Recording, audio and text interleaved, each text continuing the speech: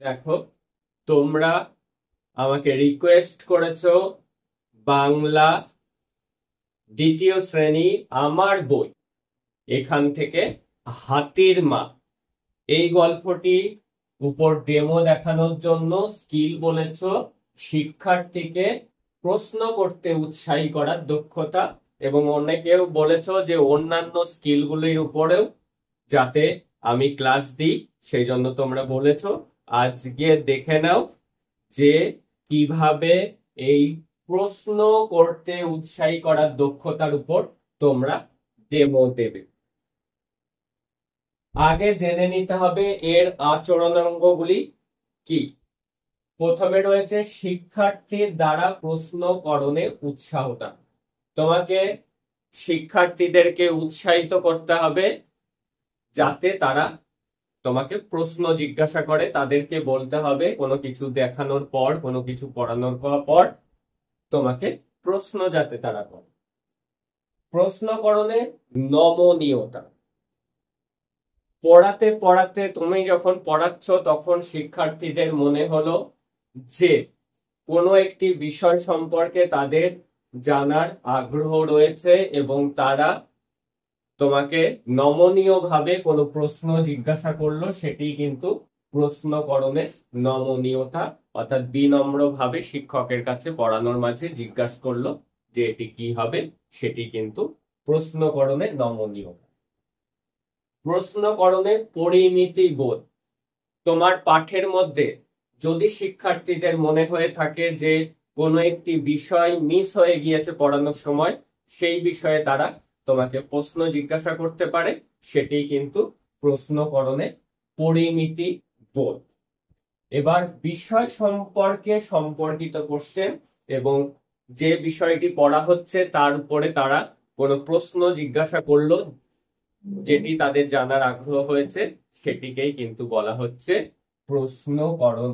বিষয় সম্পর্কে সঙ্গে সম্পর্কিত কোশ্চেন, বিষয়ের উপর ভিত্তি করে যে কোশ্চেন তোমাকে জিজ্ঞাসা করলো সেটি হলো বিষয়, বিষয়ের সঙ্গে সম্পর্কিত কোশ্চেন বা প্রশ্ন। তাহলে এবার দেখো কিভাবে পড়াবো আমি। তোমরা সকলে কেমন আছো? আমিও ভালো আছি। আজকে আমরা খুব সুন্দর একটি গল্প পড়ব।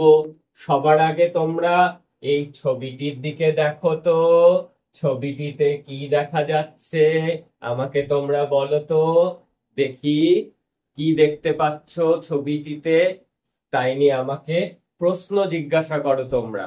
স্যার, এটি কি হাতির ছবি? হ্যাঁ, তোমরা ঠিক বলেছো। এটি কিসের ছবি দেখা যাচ্ছে? যে পশুর ছবি দেখা যাচ্ছে সেটি হলো হাতি। তোমরা একদম ঠিক বলেছো। আর কি তোমাদের জিজ্ঞাসা আছে? ছবি দেখে আমাকে বলো তো, আবারও ছবির দিকে দেখে আমাকে বলো তো।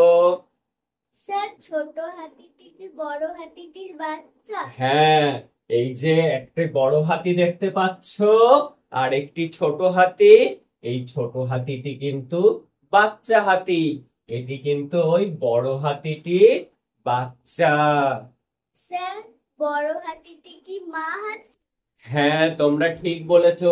এই যে যে ছোট বাচ্চাটি দেখতে পাচ্ছ, এই বাচ্চা হাতিটির মা কিন্তু এই বড় হাতিটি। এবং আজকে আমরা যে গল্পটি পড়ব সেই গল্পটির নাম হলো হাতির মা। তাহলে কি ছবিতে বুঝলাম যে বড় হাতিটি হলো মা হাতি এবং ছোট হাতিটি হলো তার বাচ্চা, অর্থাৎ বড় হাতিটি হলো ছোট হাতিটির মা। এবং আমাদের গল্পের নাম কিন্তু কি? হাতির মা। এটি লিখেছেন লীলা মজুমদার। এবার তোমাদের আরো ছবির দিকে দেখে আমাকে প্রশ্ন জিজ্ঞাসা করো। তোমরা প্রশ্ন জিজ্ঞাসা করতে থাকো, দেখি কে কত সুন্দরভাবে প্রশ্ন জিজ্ঞাসা করতে পারে। স্যার, ওরা কি নদীতে জল খেতে এসেছে? হ্যাঁ, একদম ঠিক বলেছো। ওরা নদীতে জল খেতে এসেছে। এই বেশিরভাগ বুনো জানোয়ার সারা রাত যেখানেই ঘুরে বেড়াক না কেন, ভোর হবার কিছু আগে কোনো নদী বা পুকুরের ধারে এসে পেট ভরে জল খেয়ে নেয়, যাতে দিনের আলোয় আবার জল খেতে না হয়। আর কি জিজ্ঞাসা আছে তোমাদের? স্যার জানোয়ার মানে কি? হ্যাঁ, আমরা পড়ার মধ্যে পড়লাম বেশিরভাগ বুনো জানোয়ার সারা রাতই যেখানেই ঘুরে বেড়াক না কেন তারা কি করে, ভোর হবার কিছু আগে এসে নদীতে বা পুকুরে জল খায়। তোমরা খুব সুন্দর প্রশ্ন জিজ্ঞাসা করেছো, জানোয়ার। এই জানোয়ার শব্দের অর্থ হলো কি? কি লিখলাম আমি, দেখে বলো তো? পশু। পশু। পশু বা প্রাণী এদেরকে বলা হয় জানোয়ার। আর বুনো জানোয়ার বলা হয়েছে কেন? যে পশুরা বনে থাকে তাদেরকে বুনো বলা হয়, তাই এখানে বলা হয়েছে বুনো জানোয়ার। আর কি তোমাদের প্রশ্ন আছে? স্যার পশুরা। হ্যাঁ, খুব ভালো প্রশ্ন জিজ্ঞাসা করেছো। পশুরা কেন দিনের বেলা আসে না, তারা কেন অন্ধকারে জল খেতে আসে? তাহলে আবার মন দিয়ে আমার কথা শোনো। কারণ দিনের আলোয় আলোয় দেখা দেওয়া মানেই নিতান্ত অসহায় অবস্থায় শত্রুর চোখে পড়া। তারা যদি দিনের বেলায় জল খেতে আসে তাহলে কিন্তু তারা শত্রুদের চোখে পড়বে। তাদের শত্রু যেমন চোরা শিকারী, যারা এই পশুদেরকে হত্যা করে তাদের চামড়া, হাতির দাঁত এগুলো বিক্রি করে, এরা কিন্তু এই পশুদের শত্রু। তাই ভোর আর সন্ধ্যা হলে ওদের জল খাবার উপযুক্ত সময়। তাহলে পশুদের জল খাবার উপযুক্ত সময় হলো ভোর এবং সন্ধ্যাবেলা। ভোর হওয়ার কিছু আগে তারা জল খেয়ে নেয়, নাই তো সন্ধ্যা ঘনিয়ে আসলে, দিনের আলো চলে গেলে তারা জল খায়। আর কি কি প্রশ্ন তোমাদের করার আছে? স্যার কোন সময় ছবি তোলার জন্য ভালো নয়? হ্যাঁ, কোন সময় ছবি তোলার জন্য ভালো নয়? ছবি তোলার জন্য ভালো সময় নয় এই ভোর হওয়ার একটু আগের মুহূর্ত এবং সন্ধেবেলায়।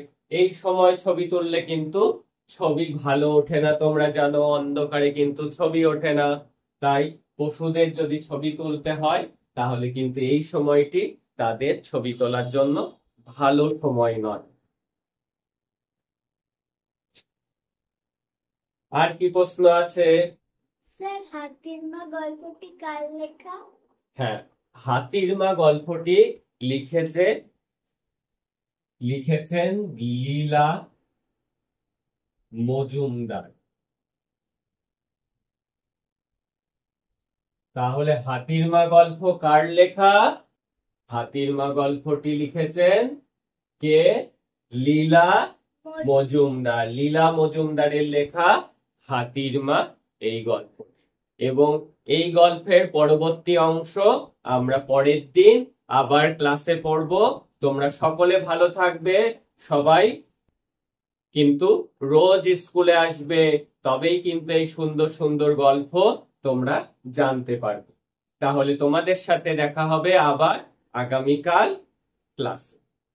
এইভাবে তোমাদেরকে প্রশ্ন করণে উৎসাহী করার দক্ষতা পড়াতে হবে। পড়াতে গেলে একটি ট্রিক্স ফলো করতে হবে, সেটি হলো যে কোশ্চেনগুলি স্টুডেন্টরা জিজ্ঞাসা করবে সেগুলি তোমার যে সহ পাঠীরা রয়েছে তাদেরকে কিন্তু প্রথমে একটি কোশ্চেনের লিস্ট দিয়ে দিতে হবে এবং সেই কোশ্চেনের আনসার তোমাকে রেডি রাখতে হবে।